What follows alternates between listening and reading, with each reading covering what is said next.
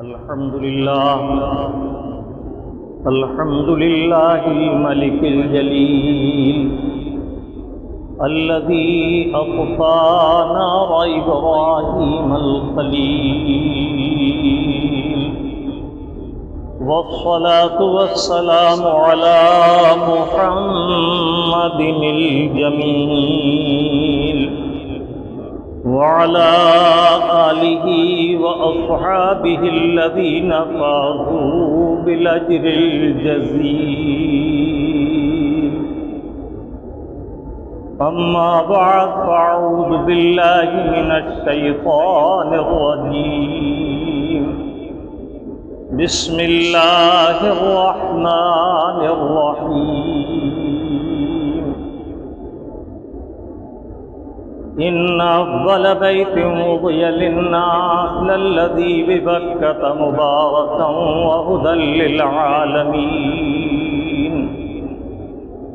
فيه آيات بينات مقام إبراهيم ومن دخله كان آمنا، ولله على الناس حج البيت من استطاع إليه سبيلا، ومن كفر فإن الله غني عن العالمين. صدق الله المولانا العظيم، وصدق رسوله النبي الأمين الكريم، ونحن على ذلك ما قال من الشاهدين والشاكرين، والحمد لله رب العالمین. سب سے پہلے انتہائی ادب و محبت کے ساتھ آقا نامدار مدنی تاجدار سید ابرار و اخیار شہنشاہ ذی وقار، کائنات کی اولین فصل بہار، سرور سروراں، وجہ تخلیق کون و مکان، سید الانبیاء احمد مجتبیٰ محمد مصطفیٰ صلی اللہ تعالی علیہ وسلم کی بارگاہ پروقار میں درود پاک کی نظر محبت پیش کیجیے. اللہم صلی علی سیدنا و شفیعنا و نبینا و مولانا محمد وعلی آل سیدنا و مولانا محمد کما تحب و ترضى بأن تصلی علیہ صلاۃ و سلام علیک یا سیدی یا رسول اللہ. ایک مرتبہ اور والہانہ انداز میں بارگاہ نبی اور آل نبی میں درود پاک کی نظر محبت. صلی اللہ علی النبی الامی والہ صلی اللہ علیہ وسلم صلاۃ و سلام علیک یا سیدی یا رسول اللہ وعلی آلک و اصحابک یا سیدی یا حبیب اللہ. جاں فدائے تو یا رسول اللہ، جاں فدائے تو یا رسول اللہ، دل گدائے تو یا رسول اللہ. ارحم الراحمین بخشایت بے رضائے تو یا رسول اللہ، ارحم الراحمین بخشایت بے رضائے تو یا رسول اللہ. کاش ہر منہ من زباں بودے، کاش ہر منہ من زباں بودے، در ثنائے تو یا رسول اللہ. گر بیا بم بجائے سرما کشم، گر بیا بم بجائے سرما کشم، خاک پائے تو یا رسول اللہ. سر نہا دست بر درد سعدی، سر نہا دست بر درد سعدی، بے نوائے تو یا رسول اللہ. ایک بار پھر درود پاک دہرائیں. صلی اللہ علی النبی الامی والہ صلی اللہ علیہ وسلم صلاۃ و سلام علیک یا سیدی یا رسول اللہ وعلی آلک و اصحابک یا سیدی یا حبیب اللہ. حضرت سیدنا شیخ سعدی شیرازی علیہ الرحمۃ الباری عارف باللہ اہل سنت کے ایک عبقری امام کا نام ہے. وہ اپنے کلام میں بارگاہ رسالت پناہ میں عرض کرتے ہیں، جہاں فدائے تو یا رسول اللہ، اے اللہ کے حبیب میری جان آپ پر قربان، دل گدائے تو یا رسول اللہ، اے میرے آقا میرا دل آپ کا سوالی ہے. پھر فرماتے ہیں ارحم الراحمین بخشایت سارے رحم کرنے والوں میں سب سے زیادہ رحم فرمانے والا، یعنی اللہ رب العزت ہرگز نہ بخشے گا بے رضائے تو یا رسول اللہ، جب تک اے اللہ کے حبیب آپ راضی نہ ہو جائیں۔ اللہ تعالیٰ عز و جل نے قرآن کریم فرقان حمید میں ہمیں بخشش مانگنے اور مغفرت چاہنے کا جو طریقہ بتایا، اس میں 3 شرطیں رکھی۔ لو انہم ظلموا جاؤک فاستغفروا اللہ واستغفر لهم الرسول لوجدوا اللہ توابا رحیما۔ اے محبوب پاک، اگر مسلمان گناہ کر کے اپنی جانوں پر زیادتی کر لیں، ظلم کر لیں، تو ان کی بخشش کا طریقہ یہ ہے جاؤ کا، وہ آپ کی بارگاہ بے کس پناہ میں حاضر ہوں۔ پہلی شرط تو ہے حضور کی طرف متوجہ ہونے، ان کی بارگاہ میں حاضر ہونے۔ اب حاضری کی چند صورتیں ہیں، جسمانی حاضری، قلبی حاضری، جنانی حاضری، یہ سب حاضریوں کے طریقے ہیں۔ ممکن ہو تو جسم و جان کے ساتھ حاضر بارگاہ ہو جائے، یہ ممکن نہ ہو تو جنانی طور پر قلب کو ان کی بارگاہ کی طرف متوجہ کرے اور پھر اپنے مولا سے ان کا قرب خاص پا کر گویا ان کی بارگاہ میں میں حاضر ہوں اور میرے آقا مجھ سے قریب ہیں، اس لیے کہ سرکار کی جلوگری ہر مومن کے قلب میں ہے۔ تو جب وہ متوجہ ہوگا سرکار کی طرف تو دوسری شرط ہے واستغفر اللہ، پھر اللہ رب العزت سے توبہ استغفار کرے، بخشش چاہے، مغفرت کا طالب ہو۔ واستغفر لهم الرسول، اور تیسری شرط یہ ہے کہ رسول پاک بھی اپنے گورے گورے ہاتھ اٹھا کر اپنے مولا کی بارگاہ میں اس کی بخشش کی، اس کی مغفرت کی سفارش فرما دیں، دعائے مغفرت فرما دیں۔ لوجد اللہ تواب الرحیمہ، تو ضرور ضرور وہ اپنے مولا کو توبہ قبول کرنے والا مہربان پائے گا۔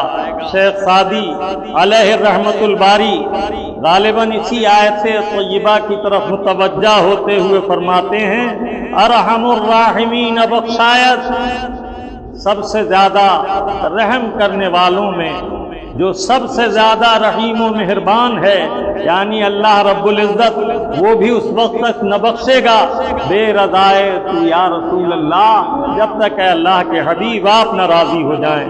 کاش ہر منہ من زباں بودے، اس کی تاب و تواں کہ ہمارے آقا صلی اللہ تعالی علیہ وسلم کی مدح و ثنا کا حق ادا کر سکے۔ شیخ سعدی جیسے عارف فرماتے ہیں کاش ہر منہ من زباں بودے، کاش میرے جسم کا ہر ہر بال زبان والا ہو جائے اور وہ اے اللہ کے حبیب آپ کی ثنا، آپ کی مدح بیان کرے۔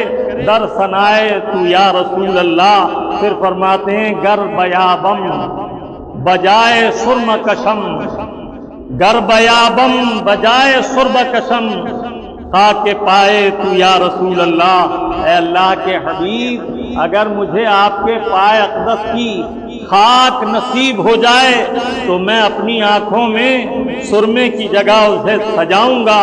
سر نہا دست بردرت سعدی، اے اللہ کے حبیب سعدی آپ کے آستانہ عالی کی چوکھٹ پر سر رکھے ہوئے ہے، بے نوائے تو یا رسول اللہ، اے اللہ کے حبیب آپ کے سوا اس کا کوئی نہیں، یہ آپ ہی کے در سے آس لگائے ہوئے ہے۔ یہاں اس کلام کو پیش کرنے کے بعد میں نے ترجمہ اس لیے عرض کر دیا کہ فارسی زبان اب ہمارے یہاں عام نہ رہی، علماء اور علمدار طبقہ ہی اس زبان کو سمجھتا ہے۔ آپ ذرا اندازہ کیجئے کہ جو لوگ اعلیٰ حضرت عظیم البرکت علیہ الرحمت و رضوان کے کلام پر اعتراض کرتے ہیں اور کہتے ہیں کہ ان سے پہلے والوں نے کیا حضور کے مقام عظمت کو نہ پہچانا؟ تو جس زمانے میں جو بزرگ رہے انہوں نے اپنے عہد مبارک میں اللہ کے حبیب صلی اللہ تعالی علیہ وسلم کی بے پناہ نفیس عمدہ مدح و سرائی کی ہے۔ ہاں فرق یہ ہے کہ عربی اور فارسی ہمارے یہاں عام طور پر عامۃ الناس عام بھائی مسلمان پڑھتے سنتے نہیں، اس لیے بسا اوقات ان تک ان کے کلام نہیں پہنچتے۔ اللہ تبارک و تعالی ہمیں اور آپ کو اپنے حبیب پاک صاحب الاولاد صلی اللہ تعالی علیہ وسلم کے مقام عظمت کو سمجھنے اور ان کی شایان شان مدح و ثنا کرنے کی توفیق عطا فرمائے۔ سیدی اعلیٰ حضرت عظیم البرکت علیہ رحمت فرماتے ہیں، حبیبی یا رسول اللہ، فرش والے تیری شوکت کا علو کیا جانے، فرش والے تیری شوکت کا علو کیا جانے، خسرواش پہ ہوتا ہے پھریرا تیرا۔ خطبہ مسنونہ کے بعد جس آیت طیبہ کی تلاوت کا شرف حاصل کیا، کچھ دیر اس آیت مبارکہ سے اکتساب فیض کریں گے۔ اللہ رب العزت مجھے اور آپ کو حق کہنے، حق سننے اور حق پر استقامت کے ساتھ عمل کی توفیق عطا فرمائے۔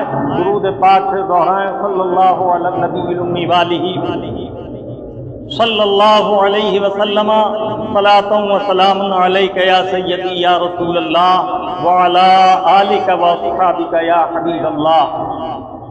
آپ کا پیارا رب عز و جل ارشاد فرما رہا ہے، ان اول بیت وضع للناس للذی ببکۃ مبارکا وہدی للعالمین۔ اللہ تعالی عز و جل نے سب سے پہلا گھر جو تمہارے لیے بنایا، لوگوں کے لیے بنایا، وہ مکہ مکرمہ میں ہے۔ اس میں ہم نے لوگوں کے لیے برکتیں رکھی ہیں اور ہدایت۔ فیہ آیات بینات، اور اس میں اللہ کی روشن نشانیاں ہیں، واضح آیات ہیں۔ آیات بینات، آیت واحد ہے، ایک علامت، ایک نشانی، ایک مقام عظمت، ایک نشان عظمت، اور آیات آیتوں کی جمع ہے۔ ہم نے بیت اللہ میں بہت ساری عظمت کی اپنی نشانیاں رکھی ہیں۔ فیہ آیات بینات، پھر فرمایا مقام ابراہیم، اس میں سے ایک مقام ابراہیم ہے۔ ومن دخلہ کان آمنا، جو اس مبارک گھر میں داخل ہوتا ہے وہ امن والا ہے۔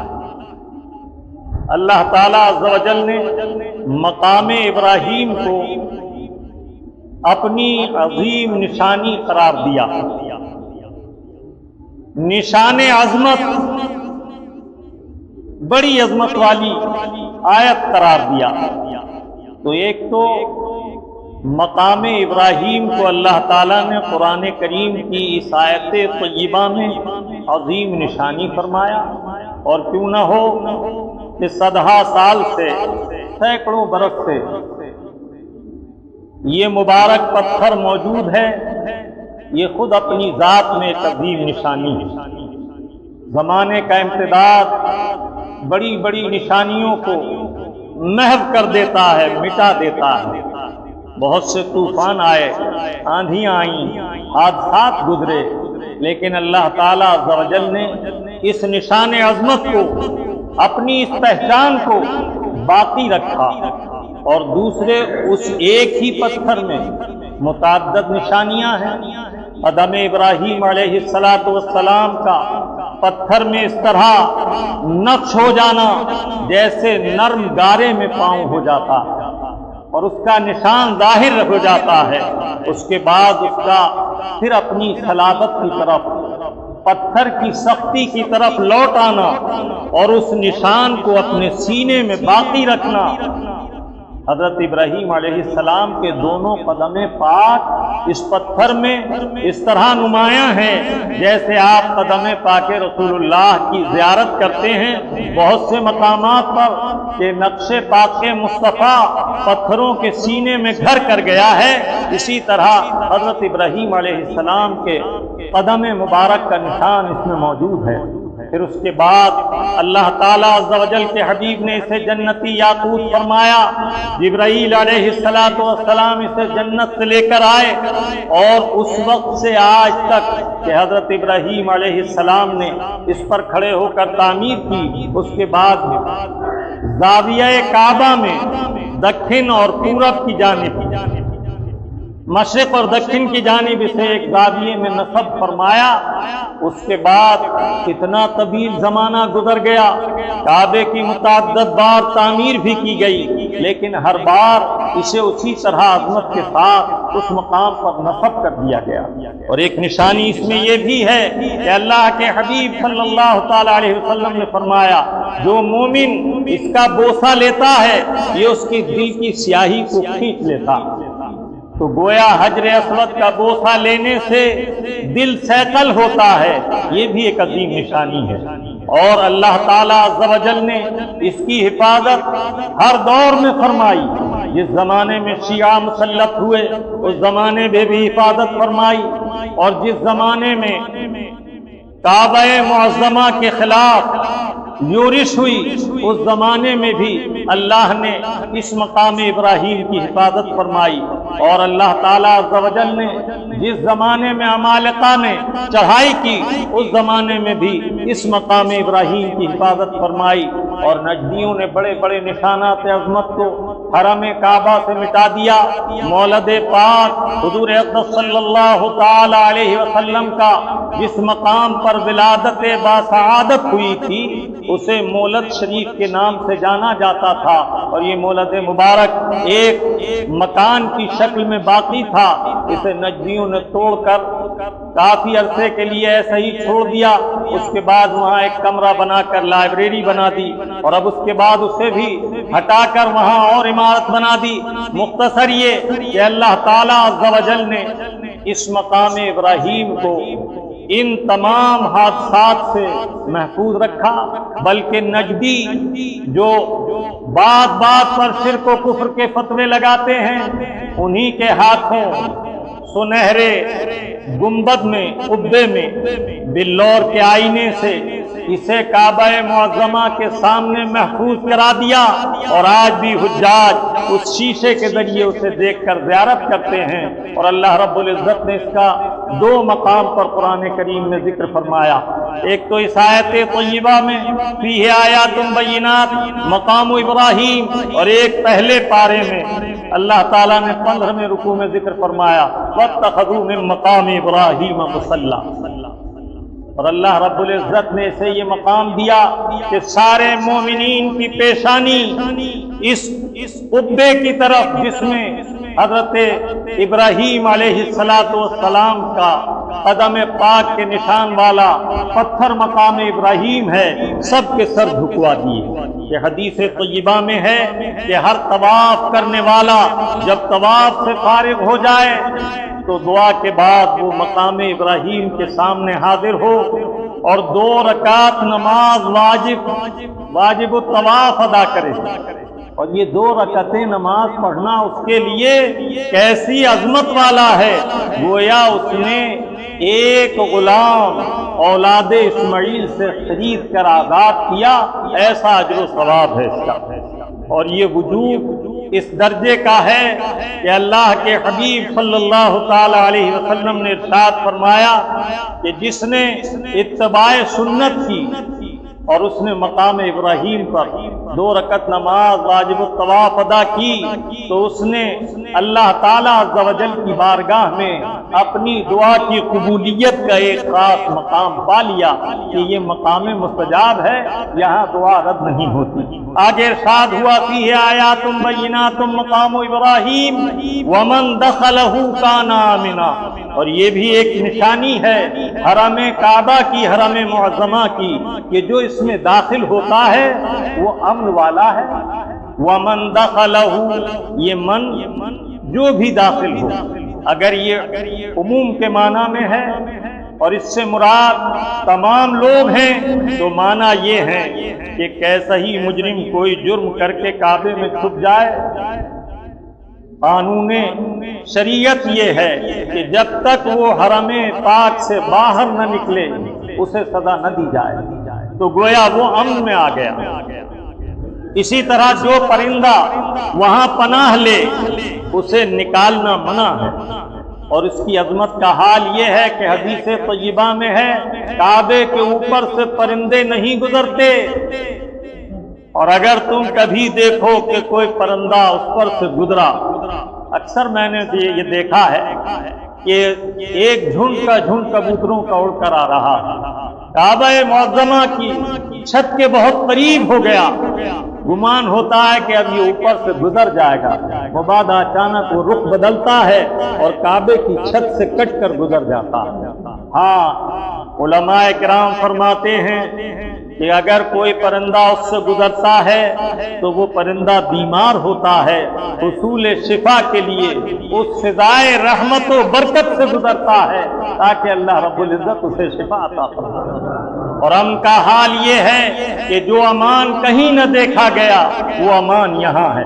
شریعت طاہرہ نے حکم فرمایا کہ اگر کوئی شخص پرندے کو قید کیے ہوئے لے کر حرم میں داخل ہو تو اس پر واجب ہے کہ اسے فوراً آزاد کر دے، اس لیے کہ جو یہاں داخل ہوا وہ امان والا ہے، اور قید میں رہ کر امان کہا تو وجوب یہ ہے اسے رہا کر دو۔ اسی طرح میں نے خود اپنی آنکھوں سے بارہا یہ مشاہدہ کیا کہ عموماً عام مقامات پر رات کے وقت میں کچھ مخصوص پرندے ایسے ہیں جو رات میں بھی زمین پر اتر کر اپنی غذا تلاش کرتے ہیں، وہ صحرائی یا دریائی پرندے ہیں، لیکن حرم پاک کا حال یہ ہے کہ رات کا کوئی وقت ہو وہاں کبوتر دانہ کھاتے ہوئے مل جائیں گے، چڑیاں دانہ چگتی ہوئی مل جائیں گی، اور امان کا یہ حال ہے کہ انہی کے درمیان بلی گشت کر رہی ہے، لیکن مجال نہیں کہ وہ کسی کبوتر پر حربہ کر دے۔ یہ حال ہے امان کا، اور اللہ تعالیٰ کے حبیب صلی اللہ تعالیٰ علیہ وسلم نے فرمایا کہ یہاں بکری اور شیر ایک جگہ پانی پی سکتے ہیں، یہ اس مقام عظمت کی امان کا حال ہے۔ آپ کا پیارا رب عز و جل فرماتا ہے وَمَن دَخَلَهُ كَانَ آمِنًا۔ فقہی مسئلہ عرض کر دوں کہ اگر اس من سے مراد عامت الناس ہوں تو کیسا ہی مجرم حرم پاک میں پناہ لے لے، اس کو اس وقت تک سزا نہ دی جائے گی جب تک وہ حرم پاک سے باہر نہ نکل جائے۔ یہ تو امان عام ہوا، اور اگر اس سے مراد مومنین کی امان ہو تو جو مومن یہاں داخل ہوا اسے اللہ تعالیٰ عز و جل دونوں جہان میں امان عطا فرما دیتا ہے۔ شرط یہ ہے کہ صالح نیت کے ساتھ کمال ایمان سے اس دربار میں حاضر ہو۔ اللہ کے حبیب فرماتے ہیں حاجی حج میں طواف افاضہ کرتا ہے، طواف زیارت کرتا ہے۔ طواف زیارت یہ وہ حج کا طواف ہے جو منا سے واپسی کے بعد ادا کرنا فرض ہے، اور اس کا وقت 12 تاریخ کو سورج غروب ہونے تک ہے۔ 10 قربانی کر کے حلق کر کے رمی کر کے آئے تو 10 تاریخ کو دن میں رات میں، 11 کے دن میں رات میں، اور 12 کے دن میں غروب سے پہلے پہلے اس کا سنت وقت ہے کہ اس وقت میں ادا کر لے، اور جب تک یہ طواف ادا نہ کرے گا حاجی محلل کامل نہ ہوگا۔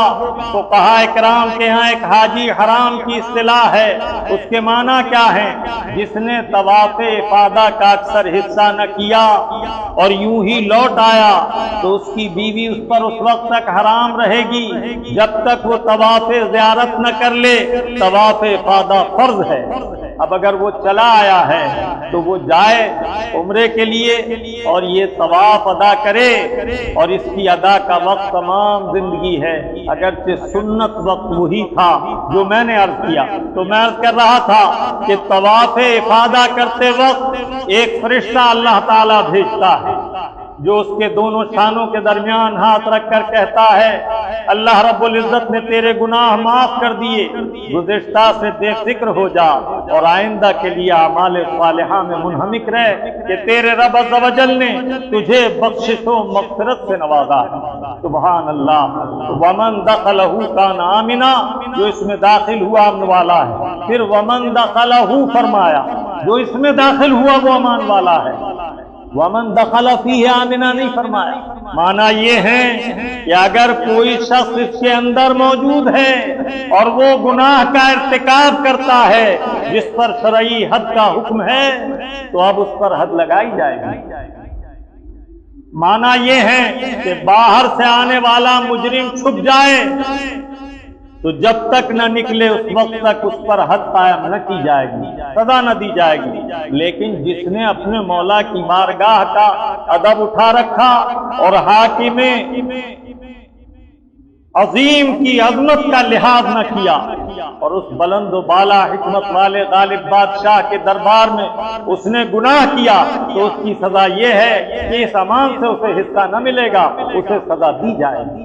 اسی طرح فساق و فجار وہ جن کا حال یہ ہے کہ اللہ نے ان کے قتل کو جائز یا واجب کر دیا، جیسے گرگٹ ہے، سانپ ہے، کہ یہ فاسق ہیں، ان کو حرم پاک میں بھی قتل کیا جائے گا. چوہا ہے، چیل ہے، کوا ہے، یہ وہ ہیں جنہیں حرم میں بھی قتل کی اجازت ہے.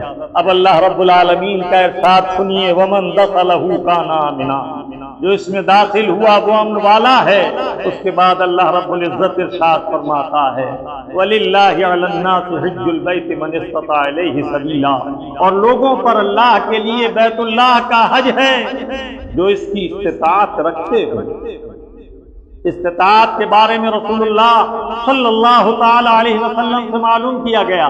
میرے آقا نے فرمایا استطاعت سے مراد سواری اور توشہ ہے.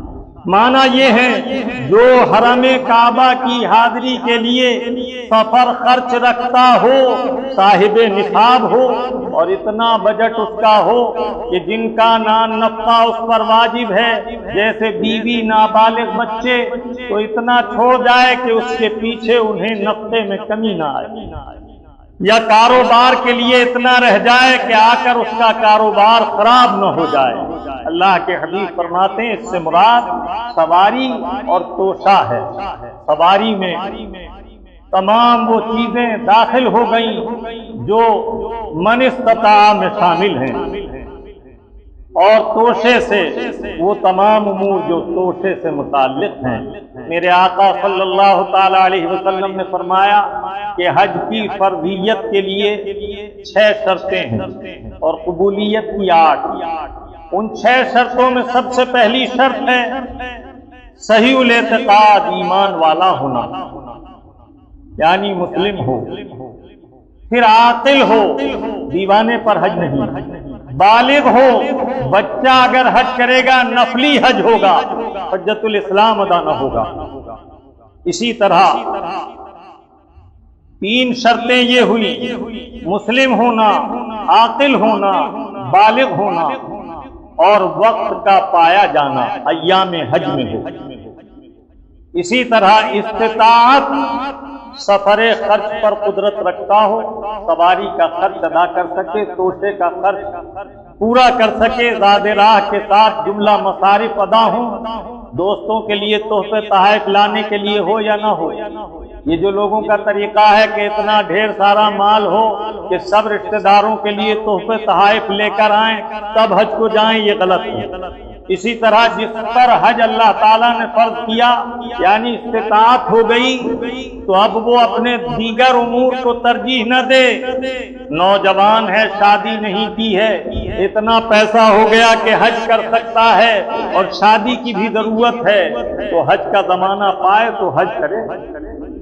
اللہ تعالیٰ اپنے فضل سے اس کے دنیاوی تمام کام پورے کرا دے گا کہ شادی سنت تھا اور حج فرض ہے، تو نکاح سنت اور حج فرض تو فرض کو ترجیح ہے. اور اب یہاں ہمارے وہ بھائی بھی خیال کر لیں جو یہ کہتے رہتے ہیں مولانا ابھی تو ہمارے ذمہ کئی حج ہیں. ارے بھائی حج تو ایک فرض ہے، کئی کیسے ہیں؟ ہماری 3 بیٹیاں ہیں. تو اللہ کے حبیب نے تمہارے لیے نکاح کو آسان کیا اور تم نے اگر خود اپنے لیے مشکل بنا لیا تو ادائے فرض کے لیے اسے بہانہ نہ بناؤ.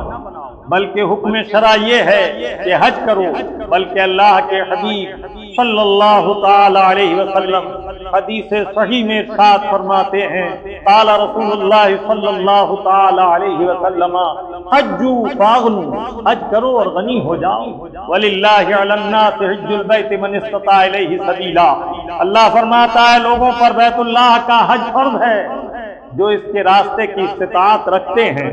اب معنی یہ ہوئے کہ جو خارجی لوگ ہیں، حرم مکی سے دور کے لوگ ہیں، ان کے لیے استطاعت کی شرط ہے۔ یہ شرط حقیقی نہیں بلکہ اعتراضی ہے۔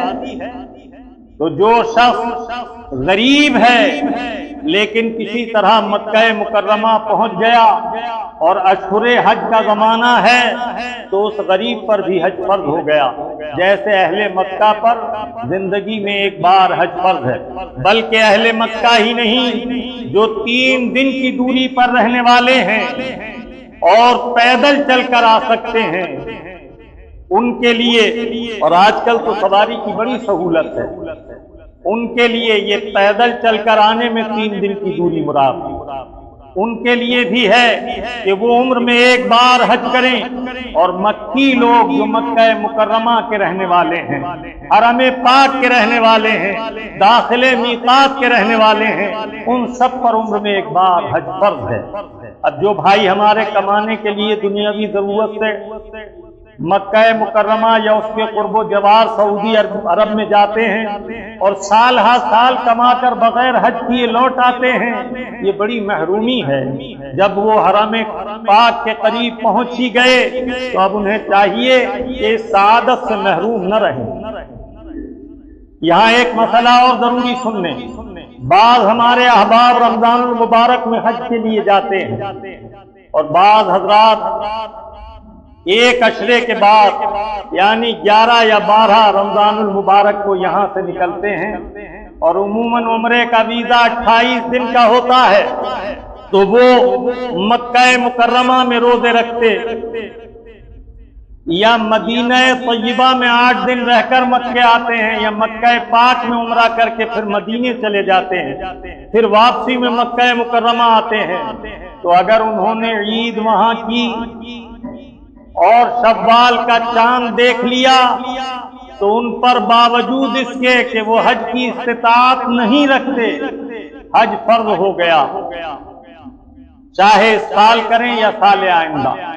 یہ مسئلہ بہت غریب یعنی بہت لوگوں کے علم میں نہیں، اور اس پر اکثر لوگ سوال کرتے ہیں، اور اکثر و بیشتر رمضان المبارک میں جانے والے لوگ کہیں ان کے کانوں میں یہ بات پڑتی ہے تو وہ علماء سے معلوم کرتے ہیں کہ ہمارے پاس اتنی استطاعت نہیں کہ حج کریں، لیکن عمرے کے لیے ہم آ گئے تھے، اب یہاں کچھ لوگ کہتے ہیں کہ تم پر عید یہاں کی ہے اس لیے شوال کا چاند دیکھ لیا تو حج فرض ہو گیا، اس میں کیا حکم ہے؟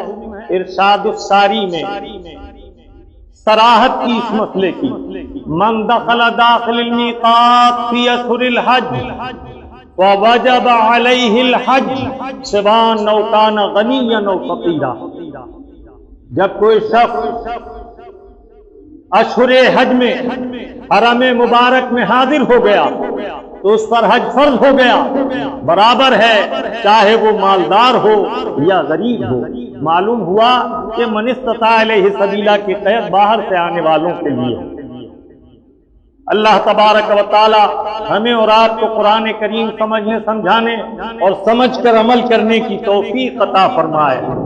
اب آیت طیبہ کی طرف متوجہ ہوں، میں اس کی تفسیر کرتے ہوئے ترجمے کے ساتھ مختصر تشریح عرض کر رہا ہوں تاکہ آپ حج کے تعلق سے بنیادی چیزیں سمجھ سکیں۔ وَلِلَّهِ عَلَى النَّاسِ حِجُّ الْبَيْتِ مَنِ اسْتَطَاعَ إِلَيْهِ سَبِيلًا، لوگوں پر بیت اللہ کا حج فرض ہے جو استطاعت رکھتے ہیں۔ اب جس نے استطاعت کے بعد حج نہ کیا تو اس کا کیا حکم ہے؟ میرے آقا فرماتے ہیں حج جس پر فرض ہے اسے چاہیے کہ حج کے ادا کرنے میں جلدی کرے، نہیں معلوم کہ آنے والے وقت میں کیا معاملہ پیش آئے، آج مالدار ہے، کل فقر نے گھیر لیا، نقصان ہو گیا، تو اب حج فرض تھا، حج فرض ادا نہ کیا، اور مالدار تھا، حج فرض ادا نہیں کیا، اب نقصان میں چلا گیا، اب اتنا پیسہ نہیں کہ حج کرے، تو اس کے ذمہ حج فرض باقی ہے، اسے چاہے قرض لے کر جانا پڑے، اس فرض کو ادا کرے گا۔ پھر میرے آقا فرماتے ہیں کہ اگر ایسے کسی شخص پر جس پر حج فرض ہے اس کا مال نہ رہا تو اسے چاہیے کہ وہ قرض لے کر حج ادا کرے، نیت یہ کرے کہ میں اسے ادا کروں گا، اور اگر ادا نہ کر سکا تو اگر ترکے والا ہے تو وصیت کر جائے کہ یہ اس ترکے سے پہلے میرا قرض ادا کیا جائے، اور ترکہ تو ہوتا ہی وہ ہے جو قرض اور مطالبات کے بعد بچتا ہے۔ اس کے بعد اگر وہ معذور ہو گیا، حج فرض تھا، حج نہ کیا، پیسہ تو رہا لیکن معذور ہو گیا کہ حج کی ادا کی شرائط کے لیے تندرستی بھی شرط ہے، اب مفلوج ہو گیا، والد نے اسے اس لائق میں رکھا کہ جائے، یا آنکھ سے معذور ہو گیا کہ نابینا پر حج فرض نہیں ہے، لیکن جب یہ بینا تھا، مالدار تھا، حج فرض تھا، اس نے ادا نہ کیا، اب نابینا ہو گیا تو اس پر حج بدل کرانا فرض ہے۔ اپنی جانب سے کسی شخص کو حج بدل کے لیے بھیجے، اب حج بدل کو جانے والا جو کسی کی جانب سے حج کرتا ہے اس کا خود حج فرض ادا ہو گیا ہو، یہ ضروری ہے۔ کیوں؟ اس لیے کہ اگر مالدار ہے تو پہلے خود کا حج فرض ہے، پہلے اپنے لیے حج ادا کرے گا اپنا فرض، جب دوسرے کا فرض ادا کر سکتا ہے، اور ایک مرتبہ میں دونوں حج نہیں ہو سکتے تو مالدار پہلے اپنا حج کرے، پھر کسی کا حج بدل دوبارہ جا کر سکتا ہے۔ اور اگر غریب تھا تو جب حرم پاک میں حاضر ہو گیا تو حج فرض نہ تھا، اب اس پر فرض ہو گیا تو اب یہ اپنا فرض ادا کرے گا، بدل کیسے کرے گا؟ تو پہلے حج فرض جو ادا کر چکا ہو اسے حج کے لیے بھیجے، اور یہ بھی خیال رہے کہ ایسا شخص نہ ہو کہ فرائض و واجبات سے بے خبر ہو، حج بدل کو تو جائے لیکن حج میں ایسی کوئی خرابی واقع ہو جائے کہ جس کی وجہ سے حج ہی نہ ہو، تو ایسے صالح کو بھیجے جو فرائض و واجبات اور سنن پاک پر گہری نظر رکھنے والا باخبر ہو۔ اللہ تبارک و تعالی عز و جل ہمیں اور آپ کو خیر کی توفیق عطا فرمائے۔ میرے آقا فرماتے ہیں جس پر حج فرض ہوا کسی وجہ سے سال نہ کیا، سال آئندہ کرے، اور اگر بار بار وقت گزارتا رہا تو یہ شخص فاسق ہے، مردود الشہادت ہے، اللہ کے غضب کا مستحق ہے۔ اور اگر اس نے حج کیا ہی نہیں، اسی غفلت میں دنیا سے چلا گیا، تو میرے آقا فرماتے ہیں جس پر حج فرض ہوا اور اس نے ادا نہ کیا تو اللہ اور رسول بے پرواہ ہیں، وہ یہودی ہو کر مرے یا نصرانی۔ العیاذ باللہ، سب کہیے معاذ اللہ۔ اللہ تعالی ہمیں اور آپ کو خیر کی توفیق عطا فرمائے۔ میں اپنے ان بھائیوں سے عرض کروں گا، اپنے ان اہل سنت عزیزوں سے عرض کروں گا کہ جو فضول خرچی میں بڑھ چڑھ کر حصے لیتے ہیں، بیٹے کی شادی ہوئی 1.25 لاکھ کی آتش بازی جلا دی، بیٹی کی شادی ہوئی 30 لاکھ کا جہیز دے دیا، گاڑی بھی دے دی، لیکن حج کا فرضیت کا خیال تک دل میں نہ آیا، حج فرض تھا، حج ادا نہیں کیا، اور اسی حال میں دنیا سے چلے گئے۔ اللہ تعالیٰ عز و جل ہمیں اور آپ کو خیر کی توفیق عطا فرمائے۔ ایسے غافلوں کے لیے اللہ رب العزت فرماتا ہے فمن کفر، جس نے کفر کیا۔ اب اس کفر سے مراد یا تو عملی انکار ہے یا اعتقادی انکار۔ جس نے حج کا انکار کر دیا فَإِنَّ اللَّهَ غَنِيٌّ عَنِ الْعَالَمِينَ، تو انکار کرنا تو کفر ہے، اللہ بے پرواہ ہے، سارا عالم بھی کفر کرے تو اس کی ربوبیت میں فرق نہیں آتا۔ اور اگر انکار سے مراد عملی طور پر حج نہ کرنا ہے تو معنی یہ ہے کہ تمہارے عمل کی اسے حاجت نہیں، وہ بے نیاز ہے، بے پرواہ ہے، اللہ سارے لوگوں کے حج سے غنی ہے۔ بے نیاز ہے، اسے تمہارے حج کی حاجت و ضرورت نہیں، ہاں ہمیں کو حج کی ضرورت ہے۔ درود پاک سنائیں صلی اللہ علیہ وآلہ وصحبہ وسلم وبارک علیہ۔ حرم پاک کا حج فرض ہے، اس آیت طیبہ سے فرضیت ثابت ہوئی۔ اب حج کے تعلق سے یہ حج کا مہینہ ہے، اور جیسا کہ مجھے معلوم ہوا ان قریب حج پہ جانے والے لوگوں کے لیے فلائٹ شروع ہو جائیں گی، تو میں چاہتا ہوں کہ چند منٹ میں حج سے متعلق ضروری مسائل بھی عرض کر دوں۔ جب حج فرض ہو جائے تو بلا تاخیر حج کی طرف متوجہ ہوں۔ جو مالدار لوگ ہیں ان پر حج فرض ہوا اور اتنی وسعت ہے کہ اپنی بیوی کو بھی حج کرا سکتے ہیں، تو یہ اللہ کی عطا کردہ ایسی کنیز ہے کہ جسے اللہ تعالیٰ نے تمہارے لیے حلال کیا اور اس نے تمہاری خدمت کی۔ اگر اس کے پاس ذاتی مال و دولت نہیں تو تمہارے مال میں اس کا حصہ ہے۔ اگر مال چھوڑ کر چلے گئے تو ترکے میں بیوی حصہ پائے گی، اس لیے بخل نہ کرو، اسے بھی اس کی خدمات کے عوض اس کی محبت کا تقاضا ہے، خدمات کا تقاضا ہے کہ اسے اپنے مال سے حج کے لیے ساتھ لے جاؤ۔ اللہ تعالیٰ اپنے فضل سے آپ کو دوہرے حج کا ثواب عطا فرمائے گا۔ یہ مسئلہ میں نے اس لیے عرض کر دیا کہ اس ہفتے ایک صاحب نے معلوم کیا کہ میری بیوی کے پاس تو کچھ ہے نہیں، جو کچھ زیورات ہیں ان کا بھی میں ہی مالک ہوں، اور وہ تو میرے یہاں کھاتی پیتی کام کرتی ہیں اور اکثر باتوں میں وہ تلخ بولتی ہیں، اس وجہ سے میں سوچتا ہوں کہ مجھ پر حج فرض ہے، میں حج ادا کر لوں اور اپنی بیوی کو حج کے لیے نہ لے جاؤں۔ تو اللہ تعالیٰ عز و جل معاف کرنے والوں کو پسند فرماتا ہے۔ آپ سخت ہو جائیں وہاں جہاں دینی غلطی ہو، اعتقادی غلطی ہو، عملی غلطی ہو، تو آپ وہاں انتباہ کریں۔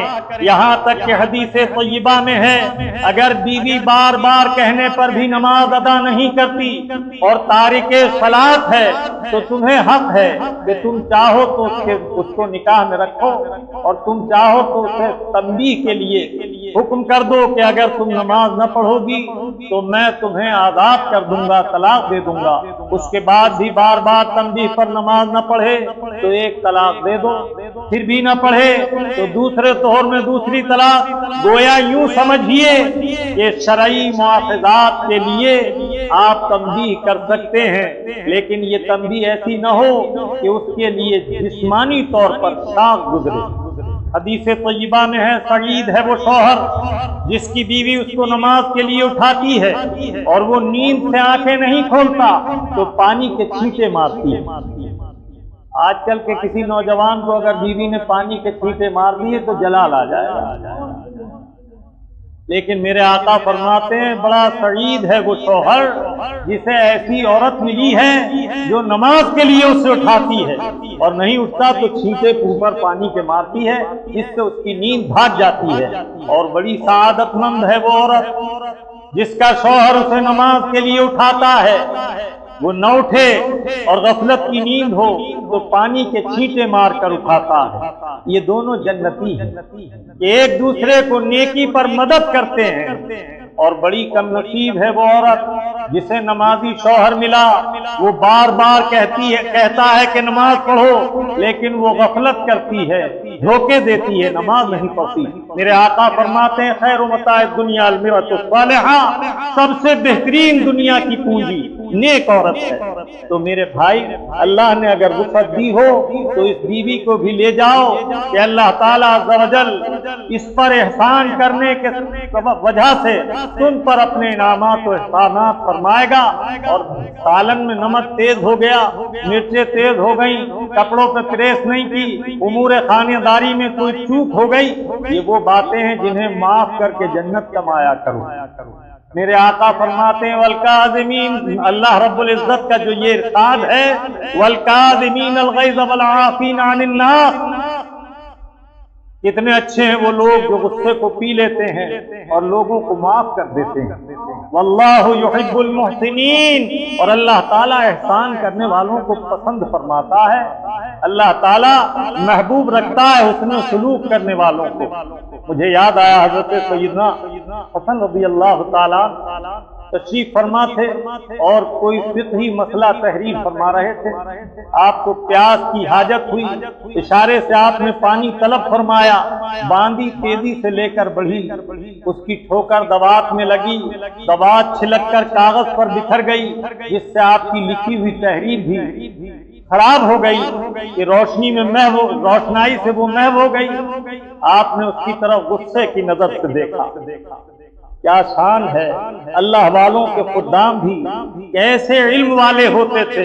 حضرت سیدنا حسن رضی اللہ تعالیٰ کی باندی نے جب یہ دیکھا کہ انہیں غصہ ہے تو کہا وَالْكَاظِمِينَ الْغَيْظَ وَالْعَافِينَ عَنِ النَّاسِ، کتنے اچھے ہیں وہ لوگ جو غصے کو پی لیتے ہیں اور لوگوں کو معاف کر دیتے ہیں۔ یہ سہون خطا تھی، شرعی غلطی نہ تھی جس پر کسی حد کا حکم ہوتا۔ آپ نے غصے سے دیکھا، تیز نظر سے دیکھنے پر اس نے سمجھ لیا، کہا وَالْكَاظِمِينَ الْغَيْظَ وَالْعَافِينَ عَنِ النَّاسِ، کتنے اچھے وہ لوگ جو غصے کو پی لیتے ہیں، لوگوں کو معاف کر دیتے ہیں۔ آپ نے فرمایا قَدْ قَاضَيْتُ وَعَافَيْتُ، ہم نے غصے کو پی لیا اور جاؤ تمہیں معاف کر دیا۔ اسی وقت آپ کے لبوں پر مسکراہٹ آ گئی، لیکن باندی کیسی علم والی تھی، قربان جائیے اس زمانے کی باندیاں اور غلاموں پر کہ ان کو قرآن کا کیسا علم تھا۔ جب اس نے دیکھا کہ میرے آقا خوش ہو گئے ہیں تو اس نے عرض کیا واللہ یحب المحسنین، اللہ تعالیٰ احسان کرنے والوں کو محبوب رکھتا ہے، اللہ تعالیٰ احسان کرنے والوں کو پسند فرماتا ہے۔ تو آپ نے فرمایا قد اعطیتک، جاؤ جب احسان کی بات آ گئی ہے تو ہم نے تمہیں آزاد بھی کر دیا۔ اسے آپ نے اسی وقت آزاد کر دیا۔ سبحان اللہ، چھوٹی چھوٹی باتوں پر مواخذہ نہ کرو۔ ہاں، شریعت طاہرہ کے احکام، عورت پردہ نہیں کرتی، اس پر تنبیہ کا حکم ہے کہ پردہ نماز کی طرح فرض ہے، غیر محرم کے سامنے آنا حرام ہے، اس پر تنبیہ کیجیے۔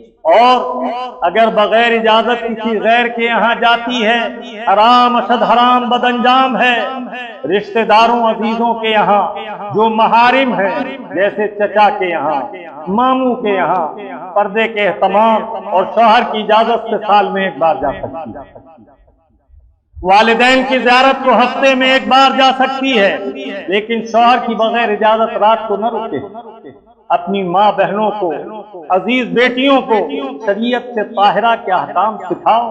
اور یہ جو رواج ہو گیا کھانے کی دعوت میں جانا، بال بکھیر کے جانا، دوپٹہ گلے میں ڈالنے کے بجائے یا سر پہ رکھنے کے بجائے، اوڑھنے کے بجائے کندھے پر ٹانک کر آگے پیچھے پلو لٹکا دینا، یہ حرام اشد حرام بد انجام۔ گھر سے برقع پہن کر چلی بھی گئیں تو اب کھانا کھانے کے وقت برقع اٹھا کر رکھ دیا۔ غیر محرم نوجوان کھانا کھلاتے ہیں تف ہے ایسے لقمے پر، اس کی وجہ سے اپنی عصمت کو طاق پر رکھ دیا اور شریعت طاہرہ کے حکم کو پامال کیا اور حرام کا ارتکاب کیا۔ ایک حرام کہا، قدم قدم پر حرام ہے۔ اللہ رب العزت ہمیں اور آپ کو اسلامی تہذیب پر عمل کرنے کی توفیق عطا فرمائے۔ تو اگر ہو سکے، وسعت ہو تو بیوی کو حج میں ساتھ لے جاؤ۔ میرے آقا فرماتے ہیں جو اپنی بیوی کو اپنے خرچ سے حج پر ساتھ لے گیا، اللہ تعالیٰ اس کا حج بھی قبول فرمائے گا اور اس کی بیوی کا حج بھی اپنے فضل سے قبول فرمائے گا اور اس کی مغفرت فرما دے گا، اور جس کے لیے یہ دعا کریں گے اللہ تعالیٰ اس کی بھی مغفرت فرما دے گا۔ سبحان اللہ و بحمدہ، سبحان اللہ العظیم۔ اللہ تعالیٰ نے حج فرض کیا ہے، حج کا ارادہ کرنا چاہیے۔ جن لوگوں کے پاس وسعت ہے وہ کوشش کریں اور ارادہ کر لیں۔ نیت اگر خالص ہے اللہ رب العزت ضرور انعام فرمائے گا۔ چھوٹی چھوٹی باتوں پر کبھی کبھی بخار آ جاتا ہے، مولانا طبیعت ٹھیک نہیں رہتی، میں حج کو کیا جاؤں۔ یاد رکھو اگر حج کی نیت کر لی اور سرکار کا بلاوا آ گیا، نظر عنایت ہو گئی، گھر سے قدم نکالا تھا، ابھی ایک قدم ہی باہر رکھا تھا کہ موت نے آ لیا، تو میرے آقا فرماتے ہیں لقد وقع علیہ العجر، اللہ تعالیٰ کے ذمہ کرم پر اس کا اجر واقع ہو گیا، قیامت تک ہر دن اسے اللہ تعالیٰ ایک حج کا ثواب عطا کرتا رہے گا۔ اور اگر حج اور عمرے کی نیت تھی تو حج اور عمرے کا ثواب ہر دن لکھا جاتا رہے گا۔ حج کر کے واپس خیر سے لوٹا دیا، بخشش و مغفرت اور عطاؤں کے ساتھ لوٹایا، اس کے بعد ایمان پر سلامت زندہ رہا، فرائض و واجبات ادا کرتا رہا، اور رب کی بارگاہ کا پیغام آیا، مولا تعالیٰ احسان فرمائے گا، جنت میں داخل کر دے گا۔ تو یہ تو حج کا فائدہ تھا، لیکن یہ کیسا سعید ہے، خوش بخت ہے کہ قدم نکالا، حج کی صعوبت بھی نہ اٹھائی اور موت نے آ لیا، تو اس کے لیے ہر دن حج مبرور کا ثواب لکھا جاتا ہے۔ سبحان اللہ۔ اللہ تعالیٰ عز و جل ہمیں اور آپ کو اعمال صالحہ کی ترغیب و تحریض کرنے اور متوجہ ہونے کی توفیق عطا فرمائے۔